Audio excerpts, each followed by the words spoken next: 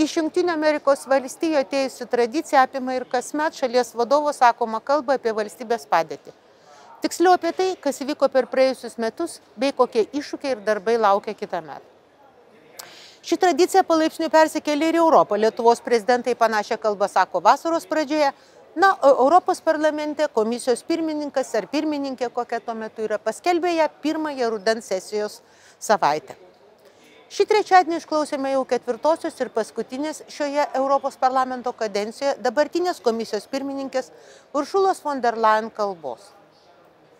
Jei pirmojoje, kurią girdėjome 20 metų rugsėjį, buvo plėtojamas Europai įprastas ir jos vertybinį pamatą apibrėžiantis žmogaus teisų klausimas, tai jau po metų prabilta apie naują Europos vaidmenį geopolitinėme žemėlapyje. Tuomet pirmininkės kalboje buvo aiškiai suformuluota mintis apie besiformuojančią naują pasaulio tvarką, kai naujos kylančios grėsmės aštrina globalias varžybas. Nedviprasmiškai paskelbta ir tai, kad nors ES yra saugumo garantas, kurios veikimas parengtas minkštosiomis galiomis, tačiau kintančiame pasaulyje to nebepakanka.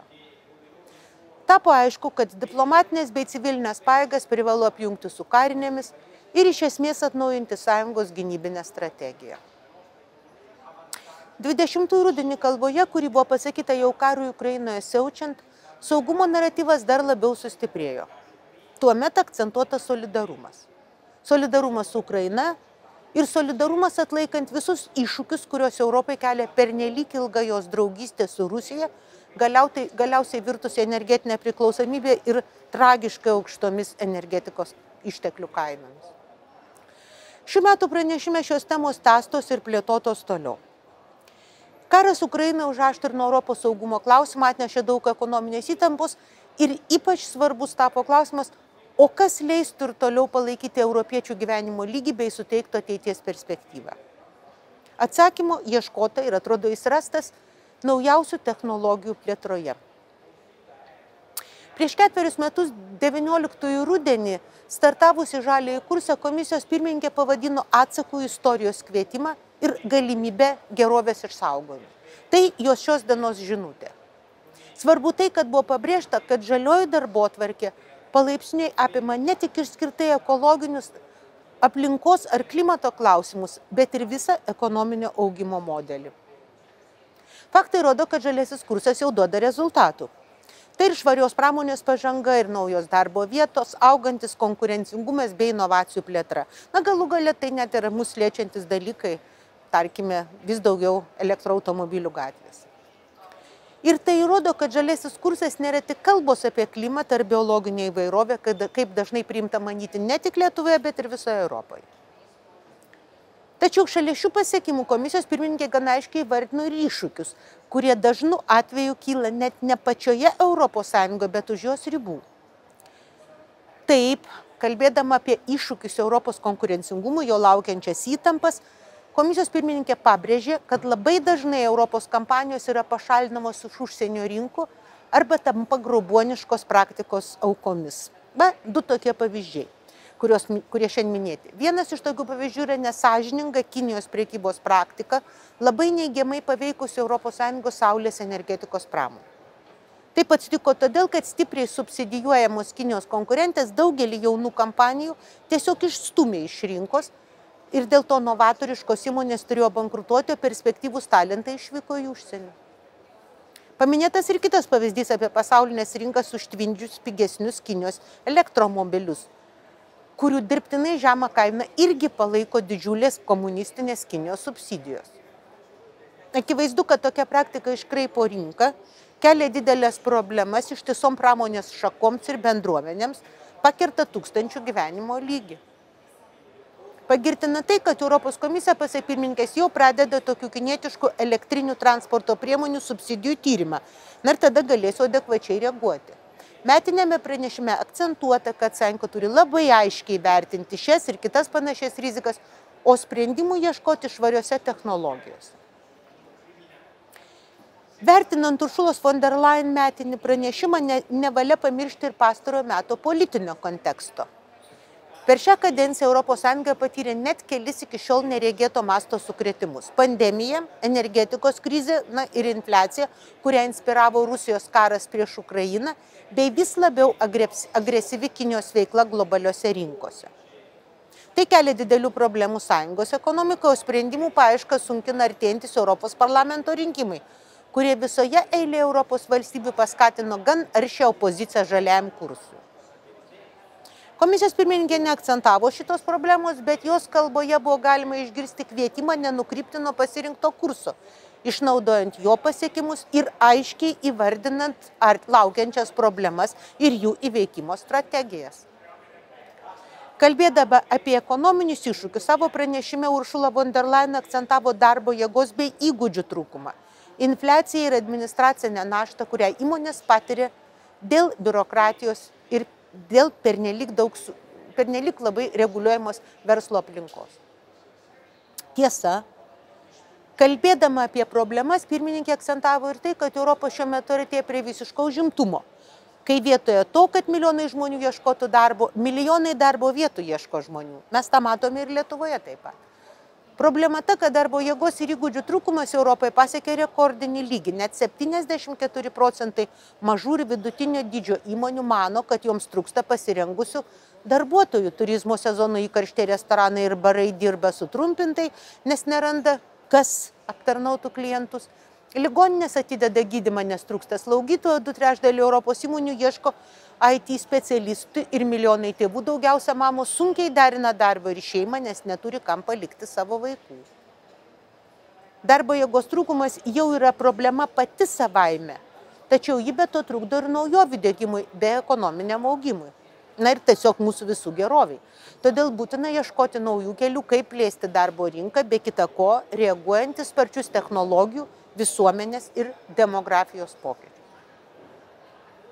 Kalbėdama kitą ekonomikos iššūkį, apie kurį mes dažnai šnekame, aukštą infliaciją, Ursula von der Leyen akcentavo energijos kainų mažėjimą Europoje, kuri šalia visų kitų iniciatyvų prisideda ir prie infliacijos mažėjimo. Iš tiesų, skirtingai nei per naftos krizę 20 amžiaus 8-ame dešimtmetyje, iš šios krizės Europoje išėjo gan sparčiai, praktiškai per metus su trupučiuku. Ir gerokai sustiprėjusi. Ir tam pasitarnavo būtent žaliasis kursas. Jei prieš metus dujų kaina siekė per 300 eurų už vienetą, tai šiuo metu yra apie 35 eurai. Tokį sėkmės modelį Ursula von der Leyen savo kalboje pasiūlė pritaikyti ir žaliavų ar švaraus vandenilio srityje. Ir šiuo atveju tarp eilučių vėl akcentuodama žaliojo kurso tęstinumą. Taip pat buvo kalbėta apie būtinybę palengvinti sąlygas verslui, kas irgi atvertų naujų perspektyvų. Dėl įvairių teisinių kliūčių mažos įmonės šiuo metu negali susidoroti su sudėtingu administravimu, pasak komisijos pirmininkės, tas procesai yra ilgi, o tai labai dažnai reiškia ir praleistas galimybės plėstis ir augti. Todėl buvo pažadėta iki metų pabaigos paskirti tiesiogiai jai atsakingą pasiuntinį mažom ir vidutinėm įmonėm, o jau kitą mėnesį pateikti pirmuosius teisės aktų pasiūlymus, kuriais siekiama net 1/4 sumažinti ataskaitų teikiamų prievolių europinių lygmenių. Be kita ko, savo pranešime komisijos pirmininkė užsiminė apie žengimą į kitas Europos žaliojo kurso etapą, dėl kurio vienas dalykas niekad nepasikeis. ES ir toliau rems savo pramonę per visą pereinamąjį laikotarpį. Čia labai svarbi ta parama, nes apie ją labai stengiamas išplauti. Kalbama, kad žaliasis kursas veikia, bet nekalbama, kad padeda. Ir tam pasižadėta surengti vadinamosius clean transition, švaraus perėjimo dialogus su pramonės atstovais. Tokių dialogų tikslas būtų kartu ieškoti tokio verslo modelio, kuris su europinė parama dekarbonizuotų pramonę, padarytų ją švaresnę ir galiausiai tokiu būdu iš esmės padidintų Europos pramonės konkurencingumą. Tai irgi yra dabartinės komisijos atsakas žaliojo kurso kritikams, kurie reikalauja daryti pauzę, nes verslui pramoniai esą užkraunama per daug naujų standartų. Tarsi standartus užkrautų komisija, o ne klimato kaita. Labai daug dėmesio pranešime buvo skirta Europos modernizavimui bei skaitmenizavimui. Kalbant bendriau, šios abi žalioji ir skaitmeninė pertvarkos traktuojamos kaip naujo ES ekonominio augimo modelio pagrindas. Tad visai nenuostabu, kad kalbėdami apie žaliąjį kursą pirmininkė kartojo, kad modernizacija ir dekarbonizacija gali eiti koja kojon, o žaliojo kurso iniciatyvos nuo pat pradžių buvo teikiamos ir įgyvendinamos kartu su skaitmeninėmis. Kai kalbame apie verslo ir gyvenimo palengvinimą, ypatingai svarbiomis tampa skaitmeninės technologijos, tai irgi nekartą akcentuota pranešime. Europa šiuo metu pirmauja valdydama skaitmeninio pasaulio keliamas rizikas, tokias kaip dezinformacija, žalingo turinio skleidimas, pavojus duomenų privatumui ar dirbtinio intelekto keliami iššūkiai. Ji priminė, kad šimtai pirmaujančių dirbtinio intelekto kūrėjų, akademikų, ekspertų, kurie visai nesenai įspėjo mus, kad išnykimo dėl dirbtinio intelekto rizikos mažinimas turėtų būti pasaulinis prioritetas kartu su kitomis visuomeninio masto rizikomis, tokiamis kaip pandemijos ar branduolinis karas. Taigi, Europa kartu su partneriais privalėtų rodyti kelią, kuriant naują pasaulinę dirbtinio intelekto sistemą. Na ir reguliavimas ten netoks ir mažas dalykas. Nenutylėti ir tai, kad dirbtinis intelektas vystosi greičiau, nei buvo prognozuojama, todėl būtina ieškoti išeičių ir jau dabar užtikrinti, kad tas intelektas netaptų nauja didelė problema. Apie modernėjančią Europos pramonę pasakojo ir tai, kad pastarųjų metų investicijų dėka Europa tapo superkompiuterių lyderė. Ir dabar Europoje yra 3 iš 5 galingiausių superkompiuterių pasaulyje. Na ir komisija mano, kad tuo turi labai pasinaudoti Europos verslas ir ypač startuoliai, kurie dirba su tuo pačiu dirbtiniu intelektu. Tarptautiniam konkurencingumui šalia įvairiausių ekonominių parametrų 21 amžiuje taip kaip niekad svarbus yra ir naujovių diegimas, kūrimas ir gamyba. Nuo mikroelektronikos iki kvantinės kompiuterijos ir dirbtinio intelekto, nuo biotechnologijų iki švarių technologijų. Manyčiau, kad šios ir kitos temos aptartos valandos trukmės metinėme pranešime rodo, kad Europos vadovai aiškiai suvokia, kad būtinybė išlaikyti Europos pranašumą svarbiausių ir naujųjų technologijų srityje yra ne tik ekonominio, bet ir nacionalinio konkrečiu atveju visos Europos saugumo klausimas.